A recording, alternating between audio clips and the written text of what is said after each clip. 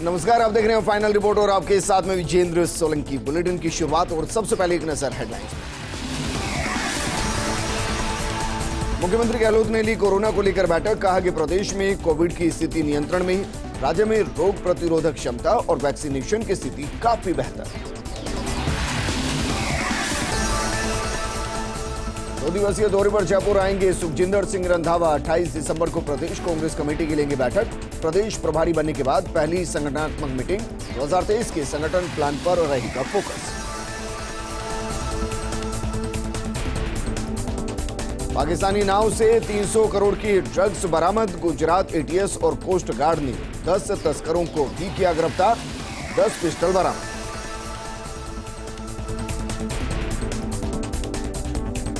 राजस्थान में शीतलहर का सितम। मौसम विभाग ने जताई पाला गिरने की आशंका। फतेहपुर माउंट आबू में पारा माइनस में, खेतों में जमी बर्फ। राजस्थान की सबसे बड़ी आवाज बना फर्स्ट इंडिया न्यूज। दर्शकों ने चैनल को बनाया नंबर 1। टीआरपी में सिरमौर बनने पर चैनल हेड डॉक्टर जगदीश चंद्र ने दर्शकों का आभार जताया।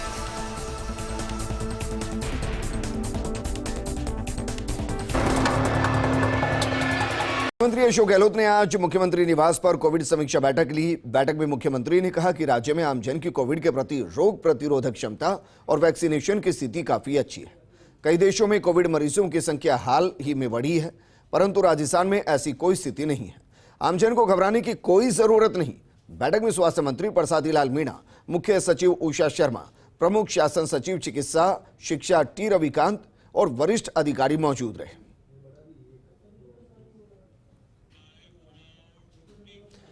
वहीं मुख्यमंत्री अशोक गहलोत ने पाली के रोहट में 4 से 10 जनवरी तक आयोजित होने जा रहे राष्ट्रीय स्काउट गाइड जम्बूरी की व्यापक तैयारियों की समीक्षा की।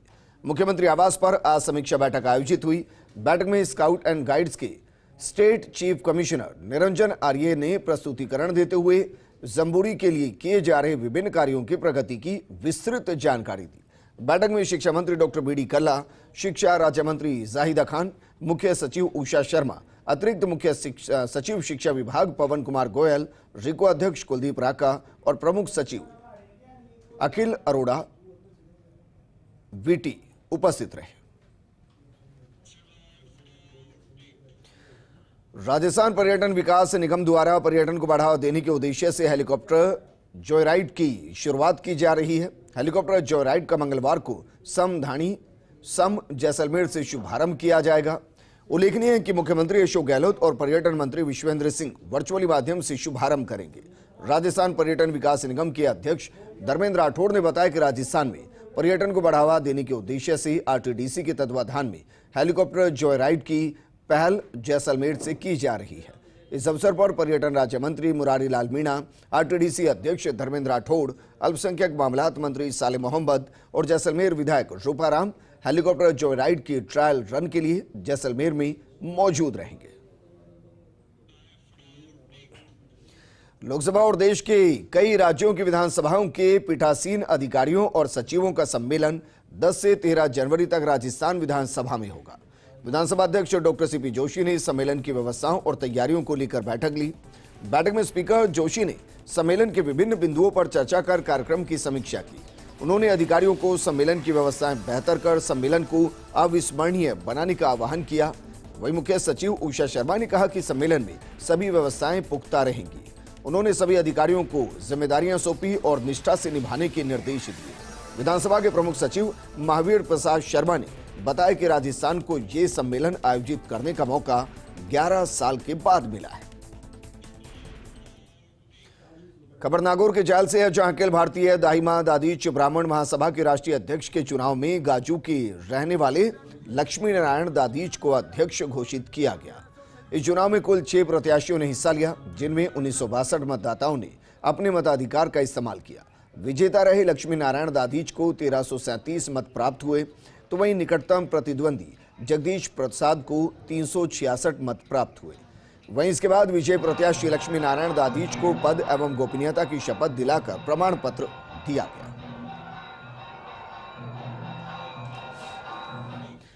राज्य सरकार प्रदेश में मजबूत सड़क तंत्र विकसित करने की दिशा में निरंतर काम कर रही है और इसी क्रम में मुख्यमंत्री अशोक गहलोत ने प्रदेश के 16 राजमार्गों, जिनमें 14 राज्य राजमार्ग और MDR सड़क के निर्माण के लिए 4,279 करोड़ 70 लाख रुपए के संशोधित वित्तीय प्रस्ताव को मंजूरी प्रदान की है।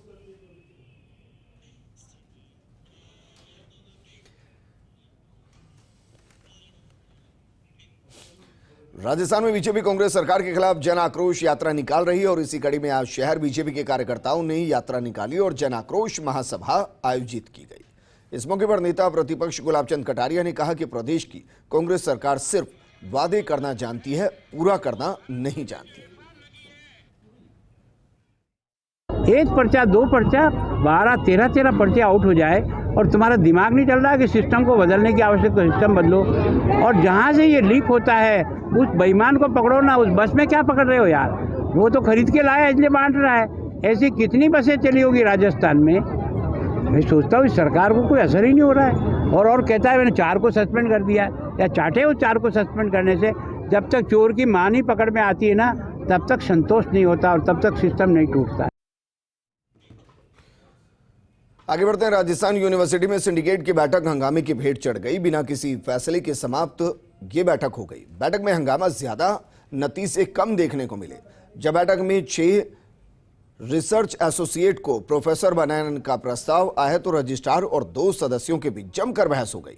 रजिस्ट्रार नीलिमा ने कहा कि जब तक वित्तीय और प्रशासनिक स्वीकृतियां नहीं मिलती तब तक आदेश जारी नहीं किए जा सकते। वहीं बैठक के साथ ही विश्वविद्यालय में संविदा कर्मी और शिक्षकों का विरोध प्रदर्शन भी देखने को मिला। संविदा कर्मी अपने मानदेय बढ़ाने सहित स्थायी करने की मांग पर अड़े थे। इसके साथ ही NSUI और ABVP के छात्रों ने भी अपनी मांगों को लेकर कुलपति सचिवालय के बाहर प्रदर्शन किया। इस दौरान पुलिस और छात्रों के बीच कई बार झड़प देखने को मिली। ऐसी कोई बात नहीं है, हमारी शांतिपूर्ण से हुई है मीटिंग, कोई दिक्कत नहीं है। आगे हमने ये किया है कि इसमें रिकॉर्डिंग के अनुसार ये मीटिंग हो, काफ़ी चीज़ें की कमी थी तो हमने 19 तारीख को सभी सर्वसम्मति से इनको माना है। 19 तारीख को ये दोबारा पूरी तैयारी के साथ है। मैं और मेरे साथी हम अंदर जाने की कोशिश करें तो पुलिस वालों ने जबरन मेरे ऊपर लाठीचार्ज किया और बहरे में से इन्होंने मुझे मारा। मेरे मुंह में, नाक में मेरे ब्लड भी आया और मेरे सिर में भी चोट आई है।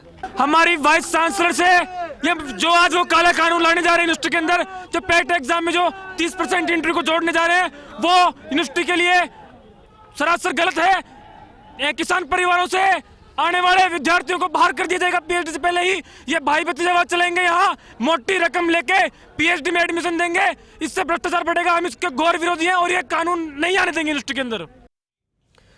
खबर धौलपुर से, जहां भीमगढ़ गांव के चामड़ माता मंदिर के पुजारी की हत्या करने वाले आरोपी एक बाबा को यूपी के मथुरा के बस स्टैंड से धौलपुर पुलिस ने दबोच लिया। तकनीकी सहायता और मुखबिर तंत्र के सहयोग से इस कार्रवाई को पुलिस ने अंजाम दिया। गिरफ्त में आया आरोपी बाबा महेश दास यूपी का जालिम सिंह है, जो शातिर बदमाश बताया जा रहा है।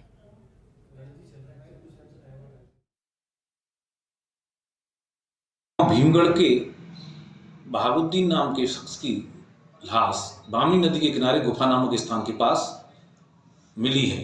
उक्त इत्तला की तस्दीक हेतु मन SHO हेमराज शर्मा में जाब्ता के उच्च अधिकारियों को अवगत कराते हुए मौके पर पहुंचा।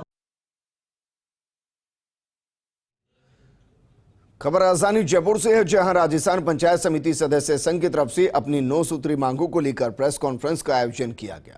संघ के प्रदेश अध्यक्ष राजेंद्र सिंह सुरपुरा ने बताया कि पंचायत समिति सदस्य पंचायती राज संस्थाओं की त्रिस्तरीय व्यवस्थाओं की अहम अंग होते हैं। इसके बावजूद भी पंचायत समिति सदस्यों को किसी भी प्रकार के प्रशासनिक और वित्तीय अधिकार मिले हुए नहीं है। ऐसे में उन्होंने सरकार से पंचायत समिति सदस्यों को मजबूत करने की मांग की। उन्होंने कहा कि प्रदेश के सभी जिला कलेक्टर्स को पंचायत राज मंत्री और मुख्यमंत्री के नाम ज्ञापन सौंपने की तैयारी चल रही है। इसके बाद अपनी मांगों को लेकर मुख्यमंत्री से मुलाकात की जाएगी। पंचायत समिति सदस्य संघ के द्वारा विगत 1 महीने से एक अनवरत आंदोलन जारी किया हुआ है, जिसके अंदर हम सभी लोग सभी उपखंड स्तर के ऊपर हमने ज्ञापन सौंपा। हमारी 9 सूत्रीय मांगे हैं, जिसमें हम पंचायत समिति सदस्यों की मांगों को लेकर के धरना प्रदर्शन ज्ञापन चल रहा है। वर्तमान में हम लोगों ने आह्वान किया कि सभी जिला कलेक्टर जिला कार्यालय के ऊपर हम लोग राजस्थान के मुख्यमंत्री व पंचायत समिति पंचायत मंत्री के नाम पर ज्ञापन सौंपेंगे। वह आने वाले समय में जो हमारा ये आंदोलन है इसको गति देने के लिए हम लोग आने वाले विधानसभा सत्र के दौरान विधानसभा घेराव का कार्यक्रम करेंगे। जालोर के सायला से खबर है, बीजेपी के पूर्व कार्यकारी अध्यक्ष हीराराम जाखड़ की सिंधनी के पास सड़क हादसे में मौत हो गई। गमगीन माहौल में हीराराम जाखड़ का अंतिम संस्कार उनके पैतृक गांव चौंचवा में किया गया। इस मौके पर केंद्रीय मंत्री कैलाश चौधरी, कर्नल सोनाराम, विधायक हमीर सिंह, श्रवण सिंह राव और कई जनप्रतिनिधियों ने शोक संतप्त परिवारों को सांत्वना बताई। हीराराम जाखड़ के 17 वर्षीय बेटे कैलाश जाखड़ ने मुखाग्नि दी। आपको बता दें कि हीराराम जाखड़ समाजसेवी और 2010 से राजनीति में सक्रिय थे। 2015 तक जालोर की सायला ग्राम पंचायत के सरपंच रहे। वो जालोर बीजेपी संसदीय क्षेत्र की दूरसंचार सलाहकार समिति के सदस्य थे।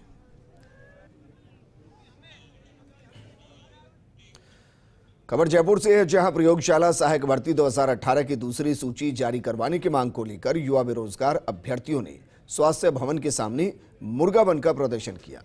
5 दिसंबर को सचिवालय में मुख्यमंत्री के निर्देश पर आयोजित वार्ता में चिकित्सा विभाग के अधिकारियों ने 15 दिसंबर तक दूसरी सूची जारी करवाने का वादा किया था, लेकिन अभी तक वादा पूरा नहीं हुआ, जिसके चलते अभ्यर्थियों ने 22 दिसंबर को चिकित्सा मंत्री के आवास का घेराव किया था।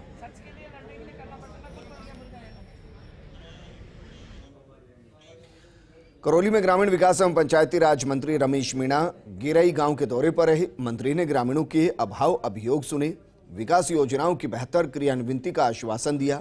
साथ ही गिरई में सामुदायिक भवन निर्माण के लिए स्वयं की कोष से 20 लाख रुपए की घोषणा की। मंत्री के गिरई गांव पहुंचने पर पंच पटेलों ने माला और साफा पहनाकर भव्य स्वागत किया।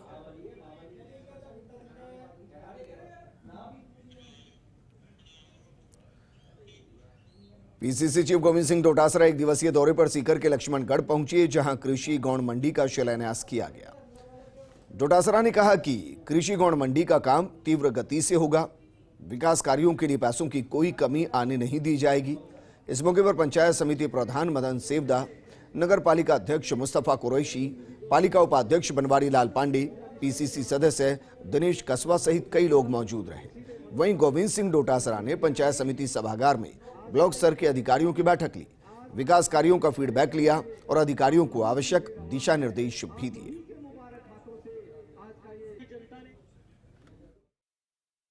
जो हमारी लक्ष्मणगढ़ की गौड़ मंडी है उसके अंदर 2.25 करोड़ रुपए की लागत से जो दुकानात 50 बनेंगी उसका शिलान्यास कार्यक्रम था। और अभी मैंने तमाम ब्लॉक के अधिकारियों की, जनप्रतिनिधियों के साथ, प्रधान जी के साथ और वाइस चेयरमैन जी के साथ में मीटिंग ली है।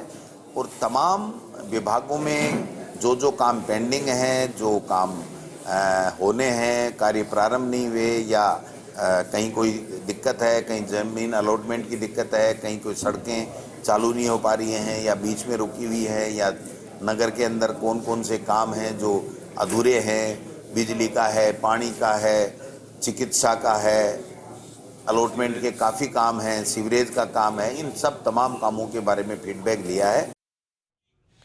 और अब बात करते हैं प्रदेश के ब्यूरोक्रेसी की। सीएस उषा शर्मा ने कहा कि आज से शुरू की गई फ्लैगशिप योजनाओं से बड़ी संख्या में एमएसएमई इकाइयां लाभान्वित हुई है।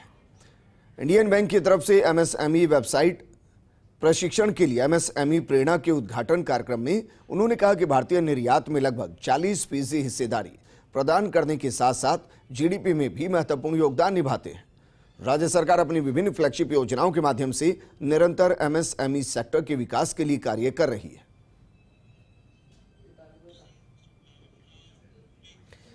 खबर अलवर से है, जहां राजस्थानी युवा समिति ने विशाल जनसभा को संबोधित किया। इस दौरान राजस्थानी युवा समिति ने राजस्थानी को राज्य की राजभाषा बनाने की मांग की।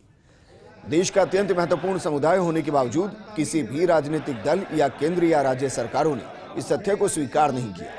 अलवर से प्रेम सिंह राजावत, अमित सिंह, कुलदीप, धर्मेंद्र और रायपुर टीम से अनिल, महावीर, अभिषेक, दिलीप ने युवाओं में जागरूकता लाने के लिए जनसंपर्क अभियान चलाया। ब्रेक के बाद आपका स्वागत है। सीकर में संत रतिनाथ महाराज के देवलोक गमन के बाद सोमवार को श्रद्धांजलि सभा हुई, जिसमें पूर्व विधायक सहित शहर वासियों ने हिस्सा लिया। महाराज की तस्वीर पर पुष्प अर्पित कर भावभीनी श्रद्धांजलि दी। सभा का आयोजन सर्व समाज की तरफ से हुआ।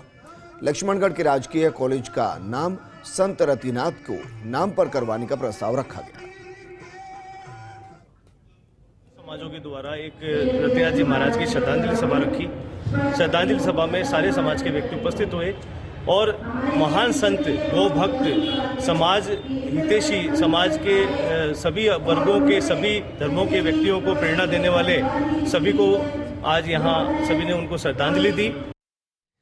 धौलपुर जिले के बाड़ी कस्बे का बरसों पुराना रिंग रोड का सपना अब जल्द साकार होने जा रहा है। शहर में आए दिन लगने वाले जाम की समस्या को लेकर रिंग रोड का निर्माण कार्य शुरू हो गया। बाड़ी विधायक गिरिराज सिंह मलिंगा ने बसेड़ी रोड स्थित गोल्ड के पास एक पॉइंट पर रिंग रोड की आधारशिला रखी।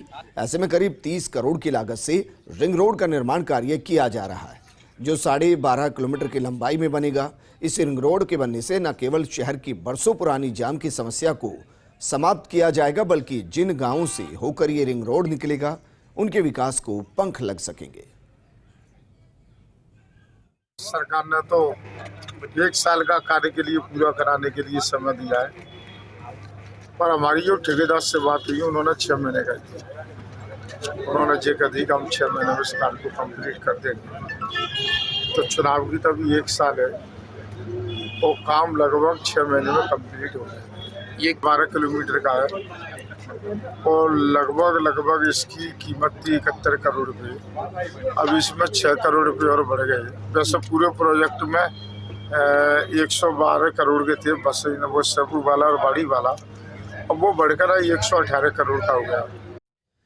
प्रदेश में सर्दी का सितम बढ़ने लगा है। लगातार चल रही शीतलहर ने ठिठुरन बढ़ा दी है। राजधानी जयपुर सहित 28 जिलों में तापमान घटकर 8 डिग्री से नीचे आ गया। सर्द हवाओं ने आम जन जीवन को अस्त व्यस्त कर दिया है। ये रिपोर्ट देखिए। प्रदेश भर में शीतलहर ने ठिठुरन बढ़ा दी है। वेस्टर्न डिस्टर्बेंस के चलते तापमान में लगातार गिरावट देखी जा रही है।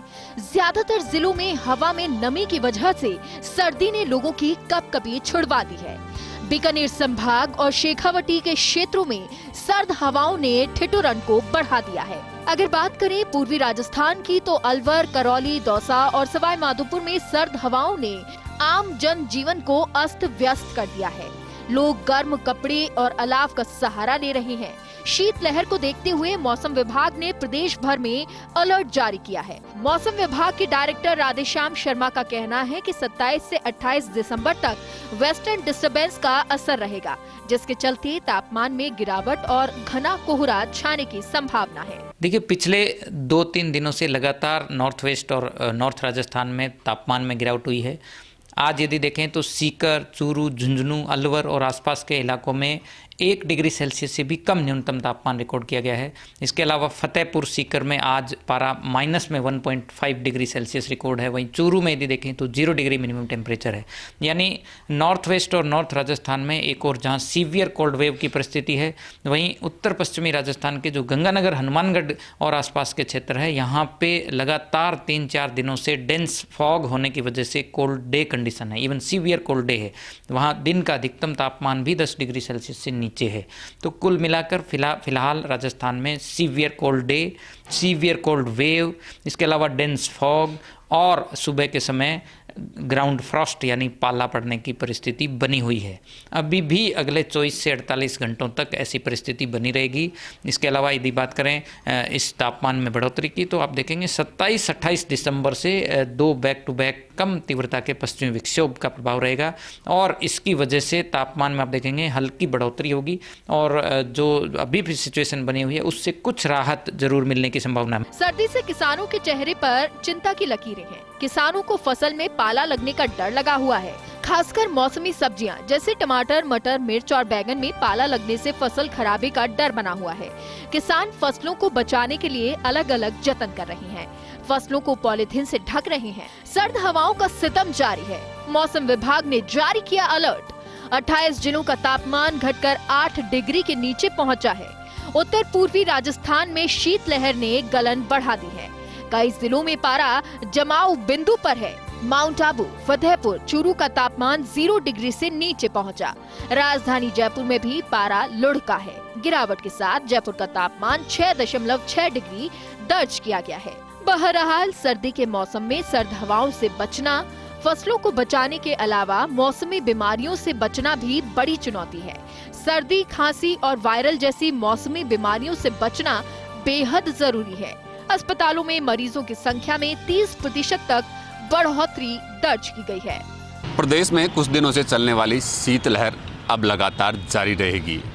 ऐसे में शीतलहर के चलते प्रदेश में सर्दी व गलन बढ़ने लगी है, जिसके चलते तकरीबन 2 दर्जन से अधिक जिलों का तापमान घटकर 8 डिग्री से नीचे दर्ज हुआ है। वहीं कुछ जिलों का तापमान घटकर जमाव बिंदु पर पहुंच गया है, जिस वजह से किसानों की चिंता भी दिन ब दिन बढ़ती जा रही है। ऐसे में अब पाला पड़ने से किसानों की फसल खराब होने की आशंका बनी हुई है, जिसको लेकर मौसम विभाग ने भी सावधानी बरतने के निर्देश दिए हैं। किसानों को लेकर मौसम विभाग का कहना है कि जिन जिलों में पाला पड़ने की संभावना है या फोग नहीं है, ऐसे में किसान रात को अपनी फसलों में हल्का पानी देकर सिंचाई करें, जिससे कि पाले से बचा जा सके। वहीं प्रदेश के कुछ जिलों का तापमान जमाव बिंदु पर पहुंच गया है, जो कि लोगों को सर्दी व गलन का एहसास करा रहा है। वहीं लगातार बढ़ रही सर्दी को लेकर मौसम विभाग का कहना है कि आगामी 1 से 2 जनवरी तक सर्दी के तेवर बरकरार रहेंगे। वेस्टर्न डिस्टर्बेंस के असर के चलते शीतलहर के असर नजर आएंगे। कैमरा पर्सन सुरेंद्र सैनी के साथ Dinesh Tiwari, first India news, Jaipur.